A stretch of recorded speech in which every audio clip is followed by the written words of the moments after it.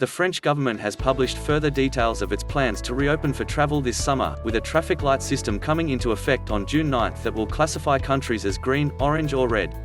Orange countries, which currently includes the US and UK, will see fully vaccinated travelers allowed to enter France without having to quarantine upon arrival, though they will still need to show a negative PCR test taken fewer than 72 hours before travel.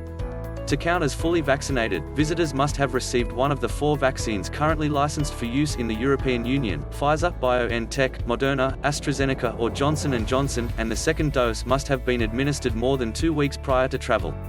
Non-vaccinated travelers from orange zones will need both an essential, compelling reason for their trip and will need to isolate for 7 days upon arrival.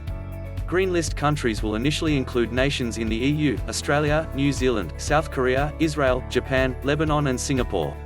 Visitors from those territories will not require a compelling reason, and only non-vaccinated people will need to take a PCR or antigen test before their journey.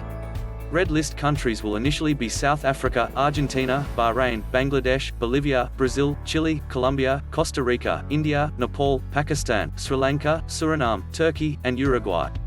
Visitors from these nations will need a compelling reason to travel, a negative test, and will have to quarantine for 7 to 10 days once on French soil.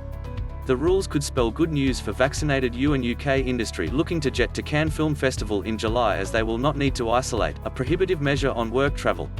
At present, France has specific rules for UK visitors that prohibit entry without quarantine, but it is understood these will be replaced by the new traffic light system.